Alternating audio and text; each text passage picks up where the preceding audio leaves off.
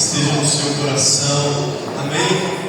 Amém? Quantos que estão felizes de estar aqui nessa noite adorando ao nosso Deus? Amém, irmãos? Nós estamos felizes. E eu sempre gosto de dizer, irmãos, que a nossa felicidade tem um nome. Amém? A nossa felicidade está em Cristo Jesus, o nosso Senhor e Salvador. Amém? Glória a Deus. Irmãos, eu quero aqui dar alguns avisos. Essa semana nós temos uma programação à parte, um pouquinho assim diferente, né? Quarta-feira, às 19h30, nós temos a sala de oração. Amém, irmãos? Amém? Sala de oração. Por que sala de oração? Muitas pessoas perguntam por que nós não fazemos tudo durante a semana. Porque nós estamos aqui orando, amém, irmãos? E nós não temos descobrido através da oração um lugar em Cristo Jesus. Nós estamos aprendendo a orar. Se tem algo que o cristão precisa aprender, irmãos, é orar. Amém? A Bíblia fala em 1 Tessalonicenses, capítulo 5, versículo 17: orai sem cessar, ou orai incessantemente. Então, por que nós oramos? Ou para o que nós oramos? Nós oramos, irmãos, pela família, nós oramos pelos bairros onde nós estamos inseridos, nós oramos por essa cidade. Queridos, nós oramos para que Deus venha derramar o teu poder sobre esses lugares, sabe, para que o jovem venha largar o tráfico de droga e venha se converter ao Senhor Jesus.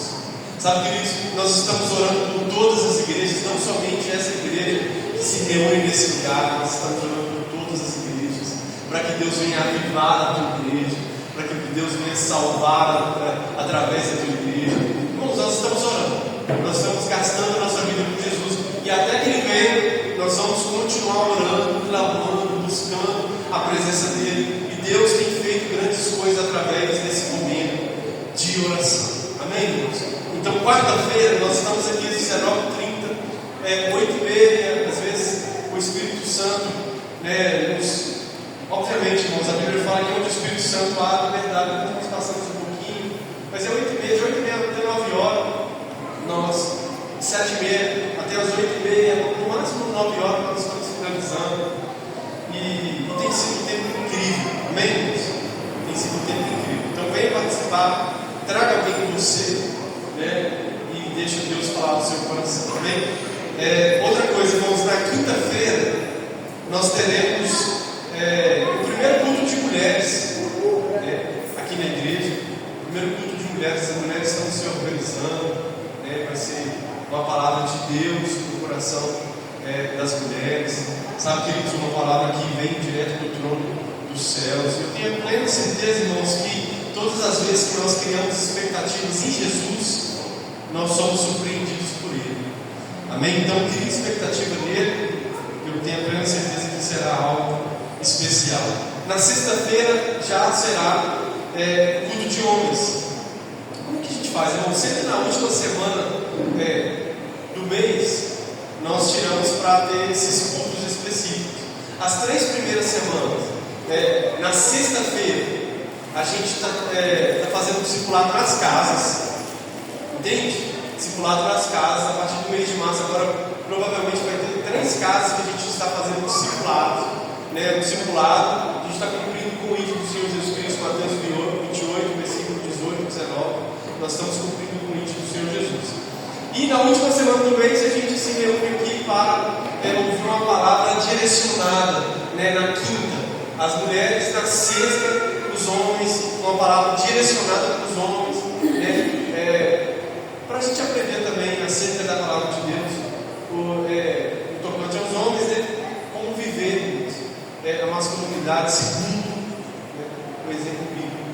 Então a gente fala sobre muitas coisas que permeiam a palavra de Deus, honra ao pai, sobre a paternidade, que no último encontro nós falamos sobre a paternidade de Deus, como ela pode influenciar em toda a nossa vida.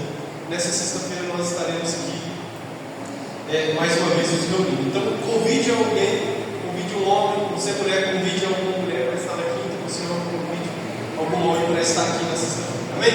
Os avisos são esses.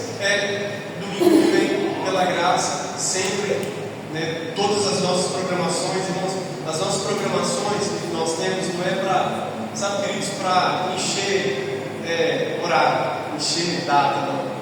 Nós acreditamos piamente que nós precisamos buscar a face dele. Enquanto ele não voltar, nós iremos buscar ele. Amém, irmãos? E é isso. Nós não vamos fazer algo que, sabe, que não, nós estaremos aqui sempre por ele, para ele. Como nós cantamos e louvamos, porque dele, para ele, por ele são todas as coisas. Amém? Domingo que vem nós estaremos aqui com a graça de Jesus Cristo, adorando ao Senhor novamente. Irmãos, abra sua Bíblia comigo em 1 Pedro capítulo 1.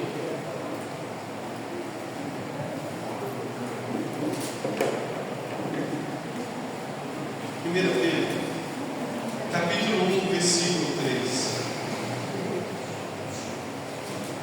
Versículo 3.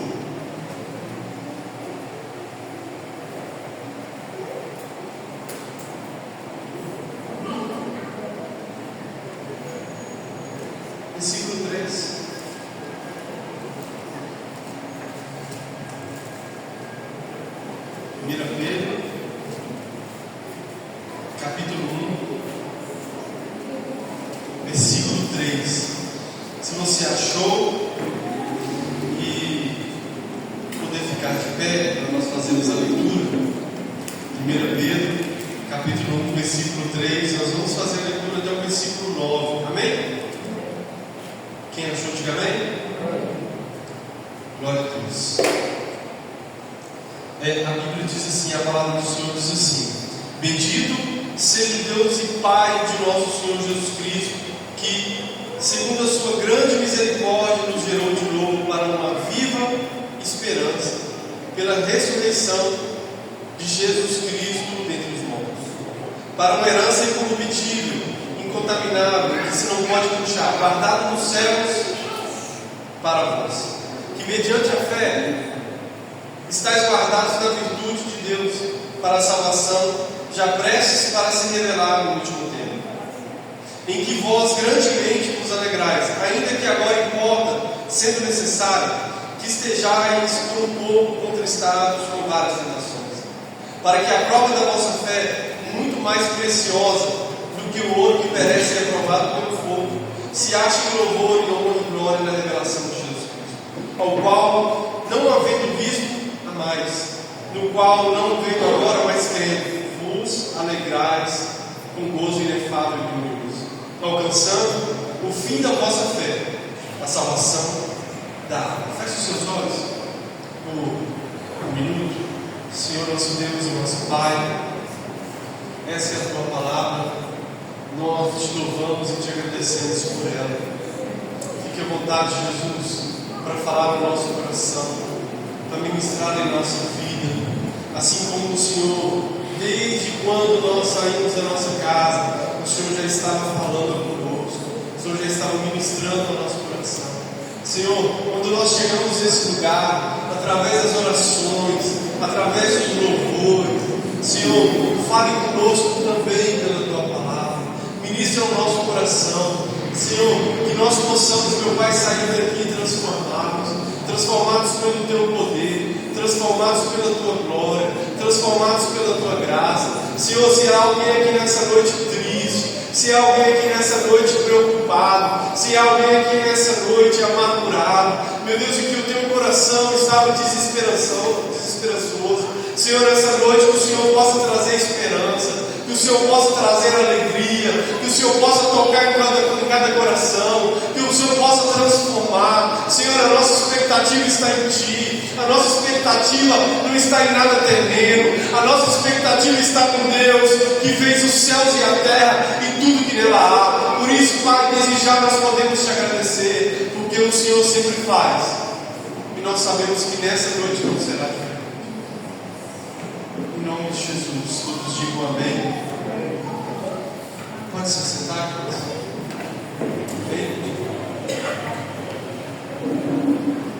Irmãos, Irmãos,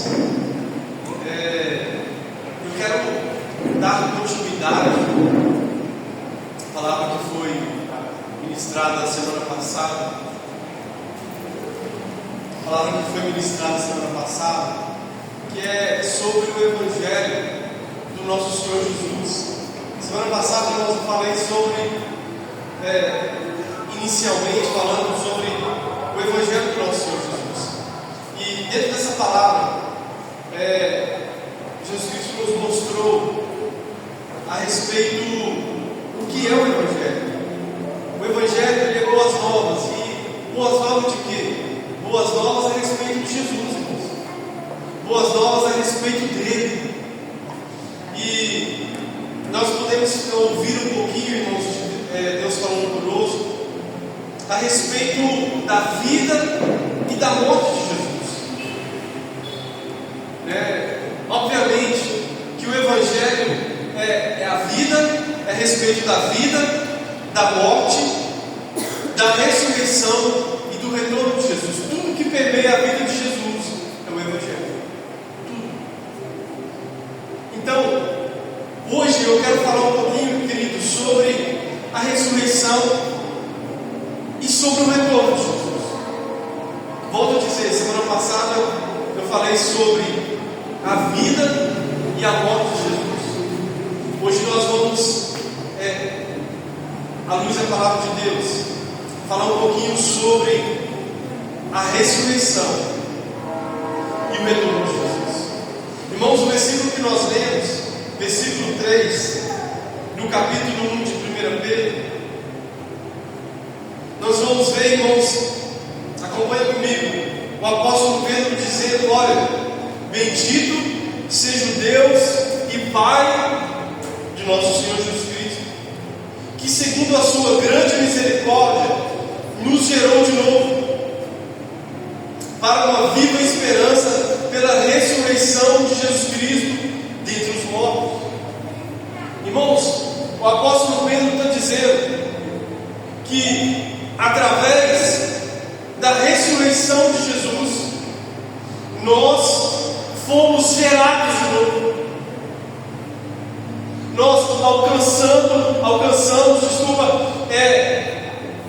a geração ou uma viva esperança através da ressurreição dele.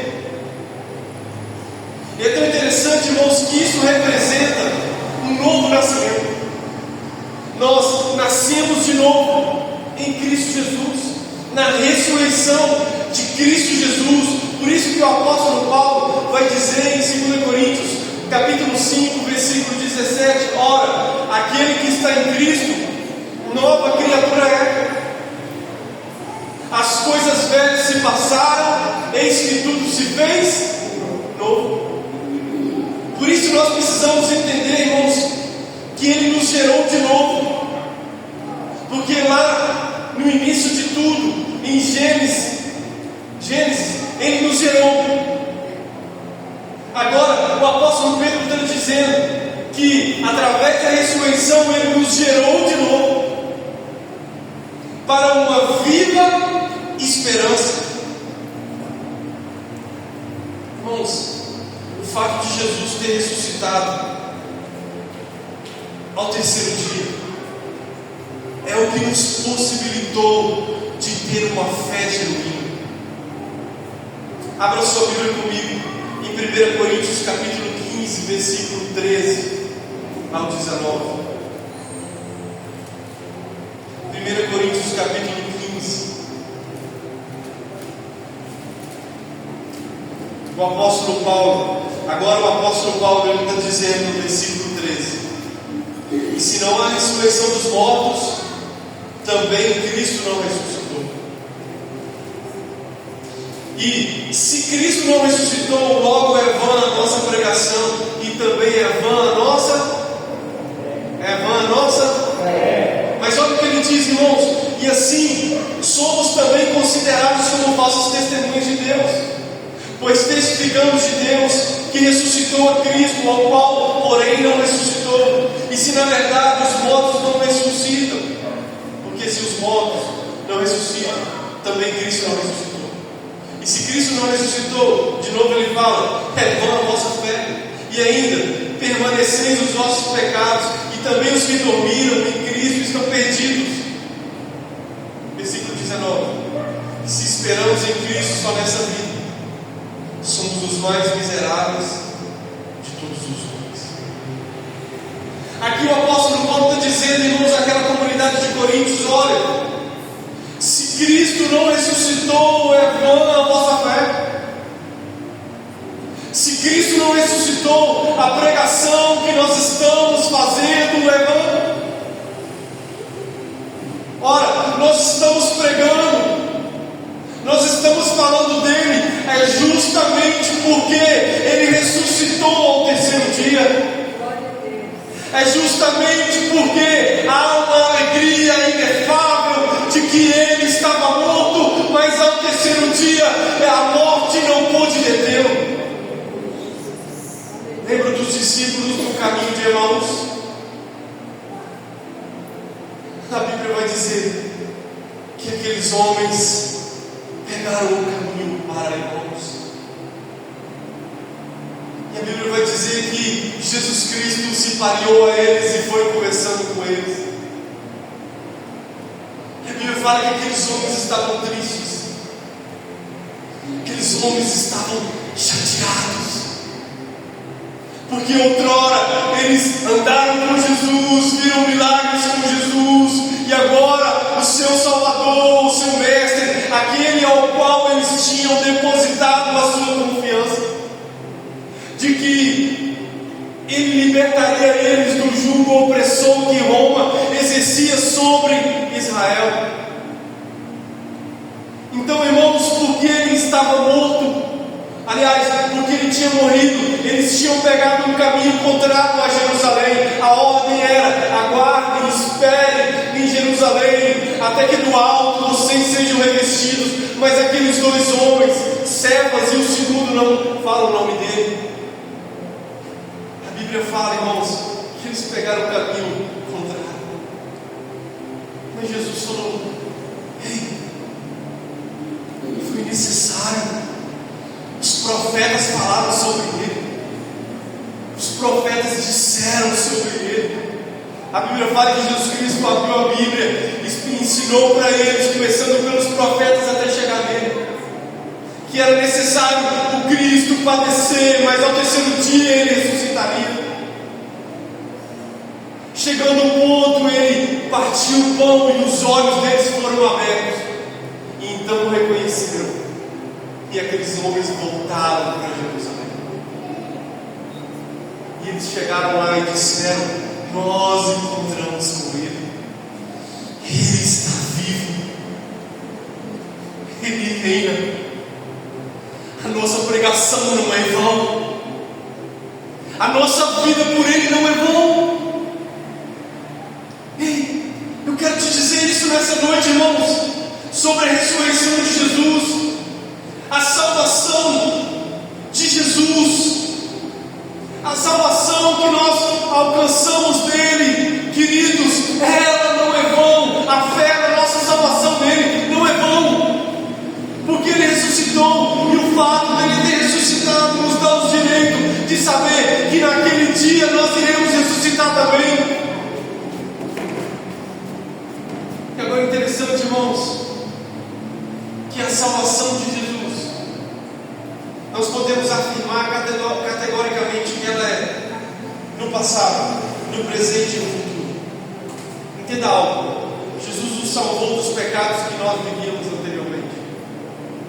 Jesus está nos salvando hoje, porque ainda estamos num corpo corruptível. Jesus tem salvação para você amanhã, porque ele ressuscitou um dia. Entende isso?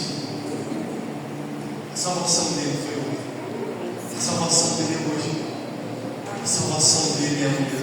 Por isso nós também cantamos: porque ele vive, posso crer no amanhã. Porque ele vive, posso crer no amanhã. Quantas vezes nós cantamos esse hino, e no qual foi escrito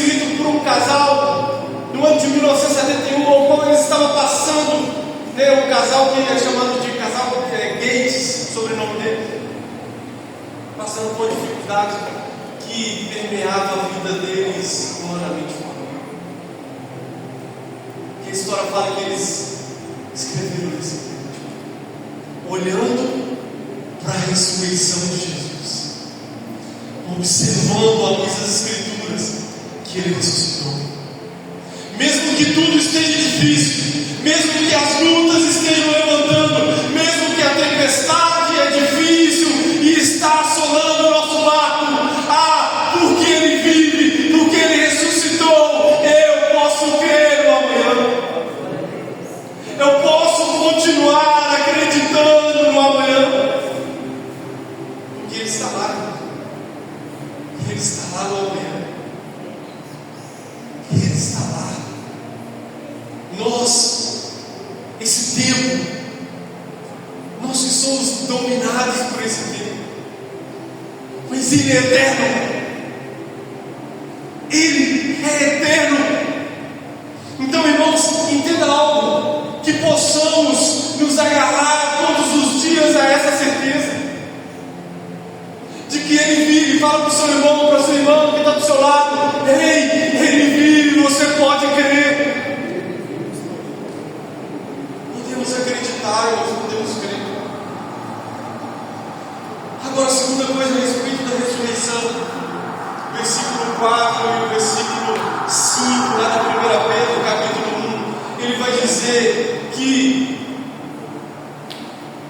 no versículo 3, ele fala que nos gerou de novo para uma vida de esperança pela ressurreição de Jesus. E ele fala qual o propósito: para uma herança incorruptível. Diz assim comigo: herança incorruptível. Fala assim: incontaminável. E que se não pode murchar. Agora bate no seu peito e fala assim: guardado no céu para mim. Para mim. Amém? Entenda algo, irmãos. Aqui o apóstolo Pedro está dizendo que através da ressurreição de Jesus nós alcançamos a vida eterna. O Evangelho é para nos dar uma viva esperança. O Evangelho é para nos dar uma fé genuína. O Evangelho é do Senhor Jesus, vida, morte e ressurreição do seu retorno, para nos dar uma vida eterna. E essa vida eterna, o apóstolo Pedro dá características para ela: incorruptível, incontaminável, que se não pode murchar, ou seja, que se não pode diminuir. O que nos assegura que estaremos lá naquele dia é justamente o fato de Cristo ter ressuscitado. Porque a Bíblia vai dizer em Colossenses capítulo 1, no versículo 18, a nossa Bíblia, que Cristo é o primogênito dos mortos. Olha o que a Bíblia vai dizer, Colossenses 1,18: Ele é a cabeça do corpo da igreja, é o princípio e o primogênito dentre os mortos, para que em tudo tenha a preeminência. Agora vamos lá, irmãos. A Bíblia está falando que Jesus Cristo é o primogênito dos mortos. A palavra primogênito quer dizer primeiro, isso quer dizer que outros virão depois. Se Cristo ressuscitou, nós seremos ressuscitados. Então, irmãos, nós não temos que ter medo. Se Cristo ressuscitou, nós que estamos firmados nele, ressuscitaremos. Por isso que a Bíblia chama ele de primogênito dos mortos. 1 Coríntios 15:53, a Bíblia vai dizer a respeito Paulo vai dizer a respeito da incorruptibilidade. Ele vai dizer assim, irmãos, olha, 15:53: porque convém que isso que é corruptível se revista da incorruptibilidade, e que isso que é mortal se revista da imortalidade. E quando isso que é corruptível se eternidade. E isso que é mortal seja vestido na imortalidade.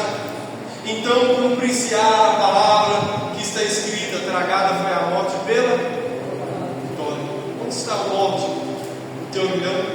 Onde está o inferno na tua vitória? Ora, o aguilhão da morte é o pecado, e a força do pecado é a lei. Mas graças a Deus que nos dá a vitória pelo nosso Senhor Jesus Cristo. Aleluia. Graças a Deus que nos dá a vitória. Qual é a vitória, irmãos? Esse corpo corruptível um dia será transformado em corpo incorruptível. Esse corpo mortal um dia será transformado em um corpo imortal. E nós experimentaremos da vida eterna. Agora, quero te dizer algo a respeito disso. Aonde o apóstolo Paulo vai dizer: mas graças a Deus pelo Senhor, sempre será pela graça. Veja bem, um dia alguém falou: o inferno é merecido, mas o céu não é. O céu é pela graça. Nós não merecemos, mas Jesus Cristo nos deu ele. Amém? O que nós merecíamos? Condenação, inferno. Mas o Senhor Jesus Cristo lavou os nossos pecados pelo teu sangue. Ele limpou, irmãos, os nossos pecados. Ele levou. A Bíblia fala em Isaías 53: Ele levou sobre si as nossas dores. Essa palavra levar é expiar, é tirar a ação. Então, o que nós precisamos entender é que a ressurreição também nos dá a garantia da vida eterna. Irmãos, eu quero te dizer isso nessa noite.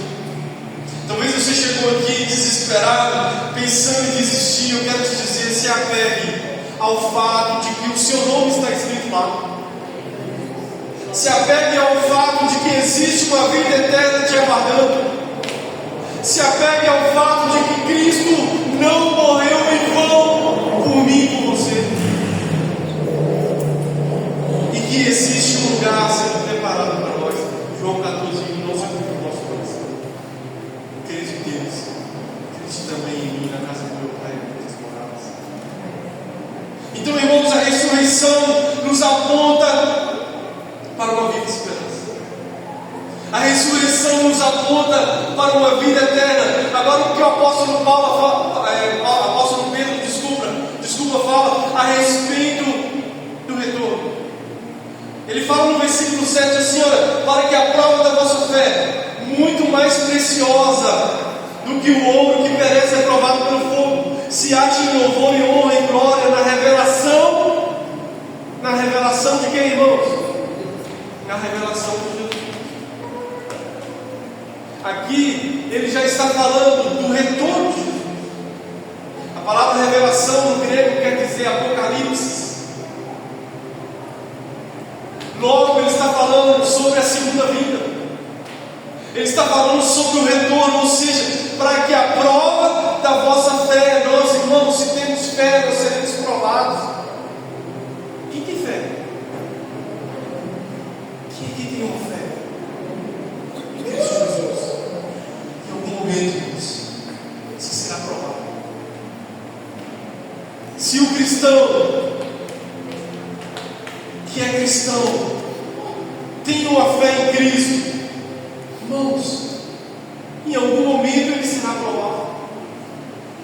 E com a intensidade dessa prova, olha isso, ele está dizendo que a prova da vossa fé é muito mais preciosa do que o ouro que perece e é provado pelo fogo. Mas aquele momento que ela é provada se acha no fogo, como se fosse um fogo. Ele fala que se acha em louvor e honra e glória. Ele está dizendo que não vai ser vão. Não vai ser vão no que? Na revelação de Jesus Cristo. Então, nós precisamos entender, irmãos, que em todo momento nós somos provados. Jesus Cristo falou, eu gosto de citar esse versículo, João 16:33, em mim tereis paz. No mundo tereis tereis aflições, tende bom ânimo, eu venci o mundo. Se alguém um dia te disse, olha, é tudo mil maravilhas, aceite Jesus e os problemas acabaram nesse mundo. Se alguém falou isso, é mentira, irmão. Os apóstolos, quase na sua maioria, em totalidade, foram mortos e decapitados alguns, cerrados ao meio a outros, crucificados de cabeça para baixo. Isso quer dizer que eles não foram cristãos? Não, pelo contrário, eles foram cristãos e sofreram perseguições, e sofreram dificuldades, e eles resolveram amar a Jesus até a última consequência. E quantos de nós que às vezes passamos por lutas, e as pessoas às vezes falam, será que essa pessoa é cristã mesmo de verdade?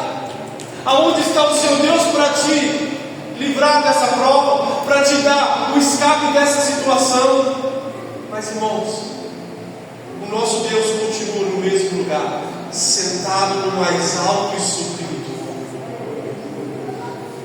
Todo o controle está nas suas mãos. Ele não perdeu o controle de nada. Ei, deixa eu te dizer isso nessa noite. Deus não perdeu o controle de nada. Mesmo nas nossas maiores lutas e dificuldades, Ele está conosco. Para que assim que passarmos pelas provas, seremos aprovados. E na revelação do nosso Senhor Jesus Cristo, nós veremos Ele assim como Ele é. Mas deixa eu te ensinar algo. Nós não veremos Ele como Ele foi na primeira vinda. Na primeira vinda Ele veio como um cordeiro.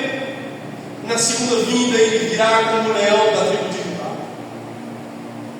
Se hoje nós temos, graças ao nosso Deus, Ele como advogado, na segunda vinda Ele virá como juiz. Então entenda algo, irmãos, eu não tenho que ter medo do cordeiro, eu não tenho que ter medo do leão, eu não tenho que ter medo do advogado, eu não tenho que ter medo do juiz. Pelo contrário, Ele é por mim, Ele é por nós. Ele é o nosso Salvador, Ele é o nosso amigo. Assim, já não chamo vocês mais de servos, chamo vocês de amigos. Ele é tudo que nós temos, irmãos. Não tem outro para nós olharmos, colocarmos os nossos olhos, como o escritor aos Hebreus vai dizer no capítulo 12, fixando, versículo 2, fixando os nossos olhos firmemente naquele que é o autor e consumador da nossa fé. Agora eu te pergunto, o que você está olhando? O que você está colocando os seus olhos? Ele está às portas. E Ele está dizendo para nós, não desista no meio da provação, porque mais um pouquinho, Ele virá. Não desista em meio à dificuldade financeira, não desista em meio à luta, doença emocional, doença física, não desista em meio à tristeza, não desista em meio a tudo isso que tem permeado nós. Porque, irmãos, Ele vai vir. Ele vai vir, irmãos, e a Bíblia fala que naquele dia será glorioso. Abra sua Bíblia comigo em Apocalipse capítulo 21, no versículo 4.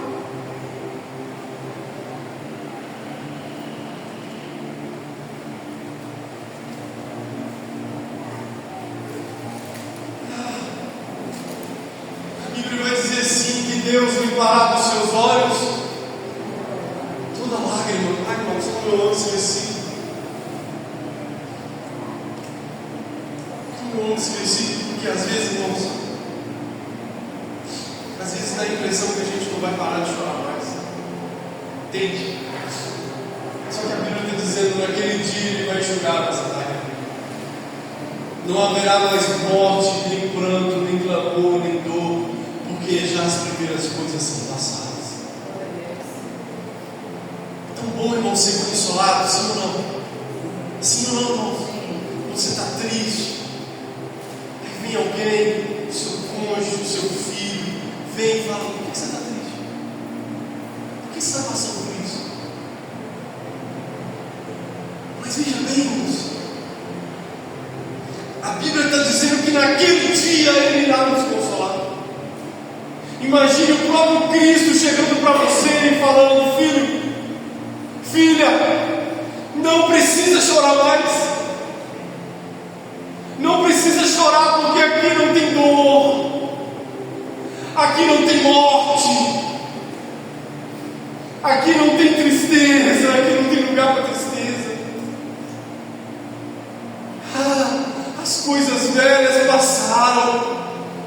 Você chegou a um lugar novo. E queridos, como eu anseio por esse dia. Como eu anseio chegar lá nesse dia e poder conhecer como o apóstolo João vai dizer na sua primeira carta: assim como ele é, nós o veremos. Essa precisa ser a nossa expectativa, irmãos. Nós temos que parar, sabe, irmãos, de ter uma mania feia, de pensar que Ele está longe, sendo que Ele é um Deus de perto.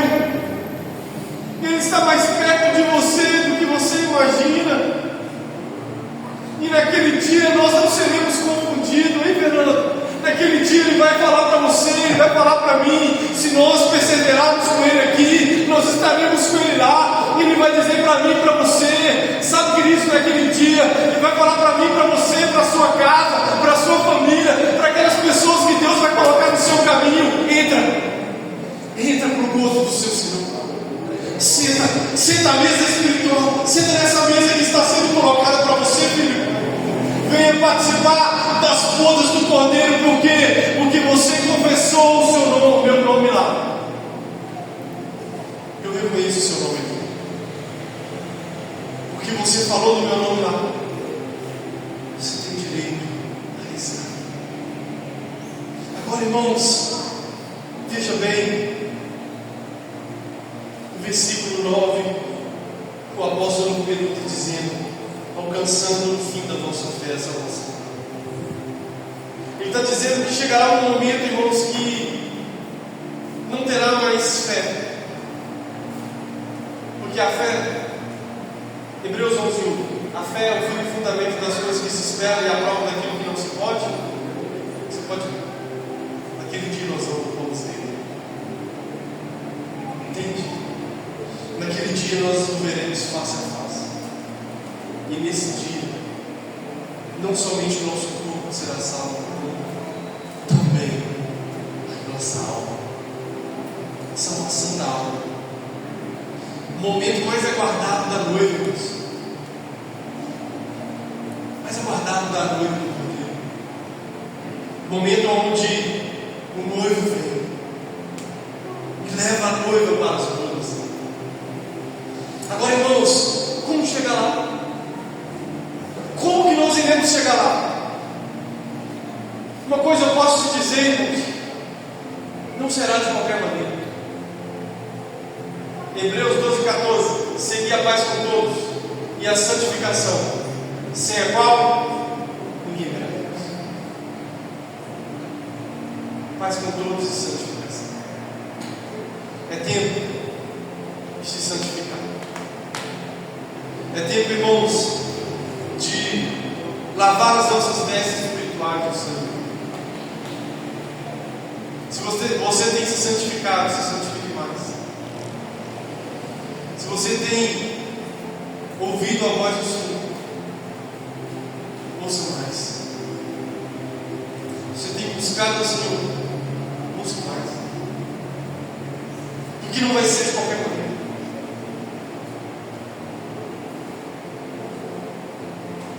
Apocalipse 7:13, já estou caminhando para o final.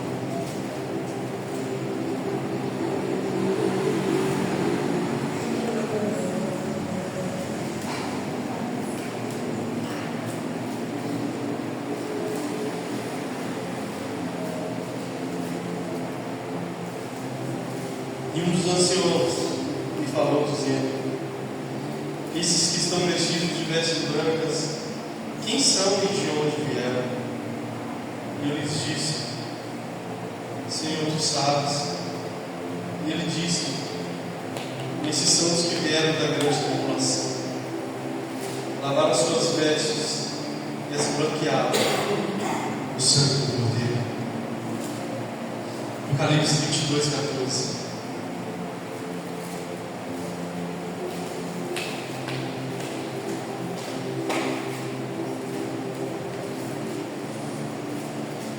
Bem-aventurado ou felizes aqueles que lavam as suas vestiduras do sangue do Cordeiro, para que tenham direito à árvore da vida e possam entrar na cidade pelas portas.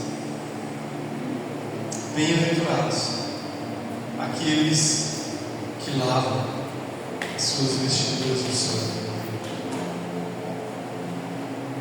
Santos, um dia alguém disse: santos são pecadores que não desistiram. Você precisa permanecer, você precisa continuar. Se lavou hoje as suas vestiduras do sangue do Cordeiro, amanhã você precisa lavar de novo, até que ele venha. Depois amanhã de novo você perspectiva. Porque somente Ele pode fazer isso. Somente Ele pode lavar os nossos pecados. 1 João 9 vai dizer: se confessarmos os nossos pecados, Ele é fiel e justo para te perdoar e te purificar de toda injustiça. Agora, irmãos, é tempo de nós, como igreja, abraçar essa palavra. Sabe por que eu cheguei à conclusão, irmãos? Sabe por que nós olhamos para o livro de Atos dos Apóstolos e às vezes nós olhamos e pensamos: por que nós não vemos com essa mesma intensidade a pregação do Evangelho hoje? Eu fiz muito essa pergunta, mas um dos fatores, e eu posso te afirmar assim, categoricamente, um dos fatores de que eles viviam daquela forma intensa é porque eles viviam com a expectativa do retorno de Jesus. Eles não largavam essa expectativa. Um dos maiores erros da igreja contemporânea foi de ter abandonado essa expectativa santa do retorno de Jesus. Porque isso é fé. Isso é fé. E nós precisamos voltar a acreditar que Ele vai voltar para buscar todos os seus filhos, mas não vai ser de qualquer maneira.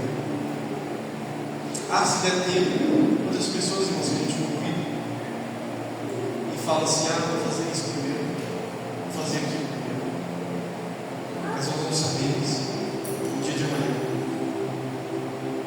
Nós não sabemos o dia nem a hora. Somente o Pai sabe o dia e a hora. Por isso nós precisamos nos preparar hoje. Quem está entendendo isso? Hoje é o tempo de nos prepararmos. É o tempo de nós nos lavarmos o sangue.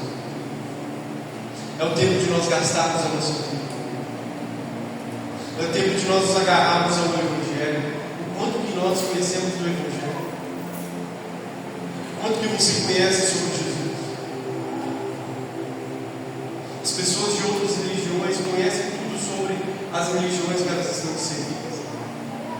Muitas das vezes o cristão não conhece Cristo. O cristão não conhece o Evangelho. O cristão não conhece o porquê que ele veio, como ele veio. Irmãos, abra sua Bíblia, leia sobre Jesus, chore quando estiver lendo a Bíblia, medite nas Escrituras, peça o Espírito Santo para te dar entendimento. Fale com Ele, Espírito Santo, abre a minha mente, eu quero conhecer Jesus.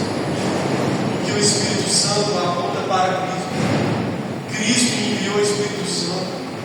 E os dois querem que nós conhecemos o Pai. É simples. É um apontando para o outro. E nós temos disponível. Então, irmãos, guarde essa palavra no seu coração e aqui eu finalizo.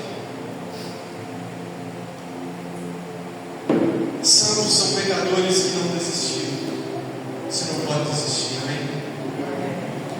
Você não pode desistir. Muitos desistiram. Muitas pessoas se apostataram na fé. Um dia eu estava vendo um rapaz na internet que foi criado filho de pastor, mas totalmente, hoje vive uma vida totalmente duvidando. Quanto você pensa? Isso é triste. Duvidando no Jesus que nos salvou. Isso dói dentro de nós. Sabe quando a gente olha para alguém que outrora caminhou com Jesus, queimou com Jesus, às vezes perto de nós, hoje não está nem aí, como se Cristo não existisse, vivendo uma vida como se Jesus Cristo não fizesse mais sentido para ela.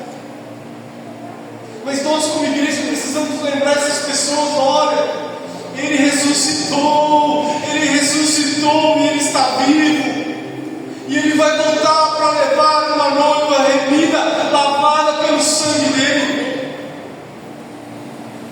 E a igreja vai fazer isso. A igreja vai falar dele. A igreja vai dizer que Ele é bom, que Ele é fiel. A igreja vai falar para as pessoas que Ele é poderoso. Quando nós voltarmos a viver uma vida na expectativa santa do retorno de Jesus, quando nós voltarmos a viver uma vida como se fosse o último dia, e talvez seja, porque quem sabe se amanhã nós estaremos vivos. Então, irmãos, é hoje. Gastamos a nossa vida com Ele hoje. Olhamos para o autor e consumador da nossa fé hoje. Vivemos para Ele hoje. Clamamos por Ele hoje. Seguraremos nas mãos dEle hoje. Viveremos por Ele hoje. Por quê? Porque naquele dia, se vivemos dessa forma, naquele dia nós estaremos com Ele eternamente. Aleluia. Quantos que têm essa expectativa no seu coração? Eu também estou nessa devoção. Eu estou vivendo a minha vida nessa expectativa. Fique sobre os seus pés.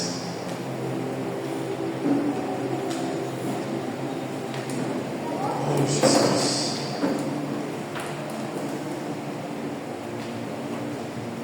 Quero convidar você, irmãos. Hoje é noite de Santa Ceia. Eu quero convidar você